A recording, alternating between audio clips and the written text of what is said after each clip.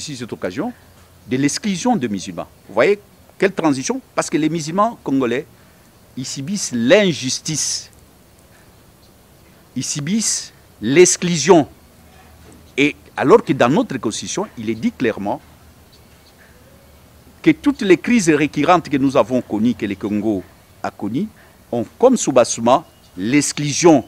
Je parlais de la politique. Si on exclut les gens de la Mouka, on exclut les gens de FCC, on exclut le point de vue de la Senko, de l'église protestante, nous autres, ce n'est pas bon pour la démocratie. Ça peut amener à une crise, et parfois qui peut éclater à une crise armée, que je ne souhaite pas.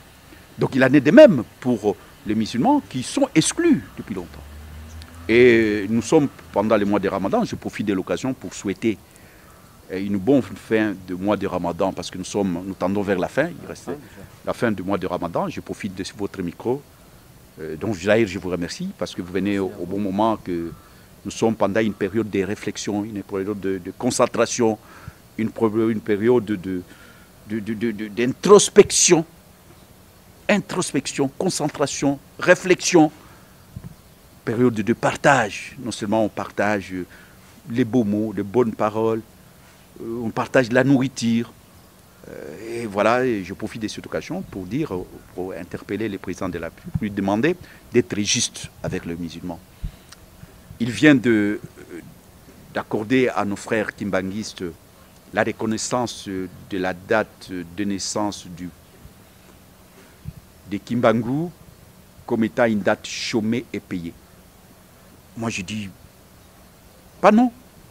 Je ne proteste pas, je ne conteste pas. Je dis, pourquoi pas. Kimbangu a lutté pour la dignité de l'homme noir. Mais c'est, on l'appelle le chef spirituel de l'église kimbanguiste. Et moi, je suis musulman congolais. Je ne suis pas musulman d'un pays arabe. Je ne suis pas musulman de l'Arabie Saoudite. Je ne suis pas le musulman du Sénégal, du Mali. Je suis musulman congolais. Et Dieu seul sait, il y a des musulmans qui, ça date de très longtemps. Avant même l'indépendance, l'église musulmane existait déjà. Donc ces musulmans-là, ils sont 10 millions d'habitants. 10 millions sur les 100 millions-là. Il y a 10 millions de musulmans. Quand vous prenez presque l'Est, vous prenez le Maniema, vous prenez le Nord Kivu, le Sud Kivu, vous prenez province orientale, vous prenez une partie du Katanga. Mais la plupart, c'est des musulmans. Oui, c'est des musulmans. Mais tous ces gens-là, ils sont aujourd'hui exclus parce qu'ils ne sont pas considérés. Et aussi méritent que la date, par exemple, la fin du mois de Ramadan, qui a la fête de l'Aïd, qui marque la fin du mois de Ramadan, puisse être consacrée, chômée et payée. Ce n'est que justice et équité. Ce n'est pas moi qui l'ai dit, c'est la Constitution. La Constitution, qu'est-ce dit la Constitution? C'est pas le préambule, c'est l'article... Non, ce n'est pas le préambule. L'article 1. Le premier article de la Constitution dit que la République du Congo, c'est un État démocratique, uni, social, laïque. La République démocratique du Congo, c'est un État laïque. C'est la Constitution qui le dit. Mais la laïcité veut dire quoi? Je n'ai pas besoin de donner une définition livresque, mais je sais que ceux qui vont nous suivre, même les étudiants en première, gradués en droit ou en sciences politiques, ils sont capables de comprendre. La laïcité veut tout simplement dire qu'il n'y a pas une religion d'État. L'État n'est pas confessionnel. Et toutes les religions sont logées à la même enseigne. Ça voudrait dire ça. Et alors, si tel est le cas, mais il faut qu'on donne, si c'est un privilège, ou un droit qu'on a accordé à l'église kimbanguiste, qu'on accorde aussi à l'église musulmane. Ce n'est que justice, ce n'est qu'équité.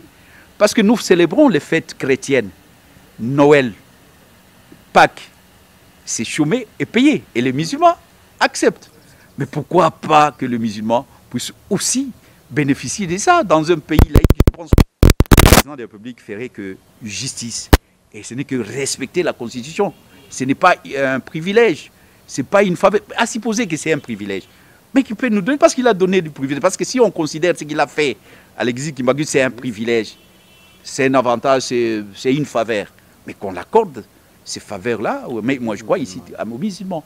Parce que Vous savez, à travers le monde, parfois on décrit, on dit les musulmans sont violents. Vous avez déjà entendu parler de ça. Mais c'est faux et archi faux. Faux et archi faux, les musulmans sont des gens pacifiques, mais sauf que le musulman n'accepte pas l'injustice. Un musulman, un vrai musulman n'accepte pas l'injustice, n'accepte pas la corruption. Un vrai musulman, non, il peut mourir pour une cause juste et noble. Il préfère mourir. C'est pour ça que vous voyez un jeune homme de 10 ans, de 12 ans, quand il voit les chars israéliens, il affronte avec peut-être avec une pierre, alors que là, on est en train de tirer à bout portant. Et toutes les familles sont contentes d'avoir à leur sein un martyr, quelqu'un qui est mort pour une cause juste pour défendre la nation. Vous voyez à quel degré les musulmans. Donc ce n'est pas que les musulmans sont brutaux, non, ils n'acceptent pas l'injustice, ils n'acceptent pas l'exclusion. Pourquoi dans notre pays on doit nous exclure? Nous sommes des citoyens de seconde zone. Si aujourd'hui nous acceptons, mais vous êtes sûr que les enfants de nos enfants, les musulmans d'autres générations, ils vont accepter ça? Ils ne vont pas accepter ça. Alors, donc, c'est le moment de corriger, parce que depuis l'indépendance, avant même l'indépendance, les colons, les colonisateurs, lorsqu'ils sont venus ici, ils sont venus avec la religion catholique, ça tout le monde sait. Et nos frères catholiques ont bénéficié de beaucoup de choses. Des concessions qu'on les a données, ils ont construit la décoration, on les a donné beaucoup de choses. C'était même une religion d'État. Mais que nous, les musulmans, on avait. Je vais citer en disant à la CENI, pour montrer que nous sommes inscrits. La CENI, en principe, doit être dirigée par les confessions religieuses. Mais ça fait plus de 5 fois qu'on a renouvelé la CENI, si ma mémoire est bonne, 4 fois, mais aucun musulman a eu à diriger la CENI. Alors que on a des candidats, je dis bien valables, parce que quand je parle de ça, ceux qui étaient là autour du table ce jour-là pour analyser, ils ont eu la candidature de monsieur valable, un musulman. Si ma mémoire ne me trahit pas, il s'appelle Chabani. Son dossier était là. Mais parce qu'il était musulman, on l'a exclu. Alors qu'il a une expérience avérée, il a eu tout ça. Donc voilà pourquoi ça, ce sont des preuves qui montrent que nous ne sommes pas respectés, nous ne sommes pas considérés. Lorsqu'il faut organiser nos prières ou au stade ou quoi, mais il faut voir le démarche, des complications, alors que si c'est des églises des réveils ou églises catholiques, on les facilite la tâche. On va dire, oh, les musulmans peut-être sont divisés. Nous ne sommes pas divisés. Toutes les églises, nous avons un dénominateur commun. C'est le Coran. Tous les musulmans s'inclinent, quand on lui parle du Coran, ils s'inclinent, ils s'agenouillent. Parce que le Coran, c'est la voie, le Coran, c'est la direction. Il n'y a pas de divergence là-dessus. Qu'on nous divise. D'ailleurs, je profite de l'occasion pour dire, quand vous allez suivre, il ne faut pas couper cet élément. D'ailleurs, s'il y a, parce qu'on a déploré, à la fin du mois de Ramadan, il y a eu des événements malheureux où on a vu des gens se bousculer, se taper, tout ça. Et la police en a fait qu'accélérer, là, venir disperser les gens et ça fait des dégâts. Le problème, c'est qu'ils ne savent pas. C'est le pouvoir qui instrumentalise l'islam, qui est en train de diviser, parce que c'est Kabila qui a essayé. Parce que nous étions à la veille des élections, j'aimerais bien que les gens sachent ça. Et il y a une partie des musulmans qui ont dit non, non, nous devons respecter la Constitution. Et Kabila était contre, et les autres, comme toujours, ont dit non, non, nous devons soutenir Kabila. Et Kabila avait divisé les pouvoirs, avait divisé les musulmans. La division qu'on voit aujourd'hui, c'est exacerbé, mais non seulement exacerbé, c'est voulu, entretenu, planifié par les pouvoirs de Kabila. Je sais de quoi je parle. Et le pouvoir de Félix est arrivé, a laissé le pouvoir actuel, a laissé les choses à l'État. Voilà pourquoi on dit qu'il y a division. Mais sinon, les musulmans, nous ne sommes pas divisés. Parce que quand un musulman, quand vous lui tendez le Coran, il s'incline, je dis bien, il s'agenouille. Il ne peut pas, quand vous lui parlez du Coran, aucun musulman peut enjamber le Coran, peut aller à la contre du prescrit du Coran.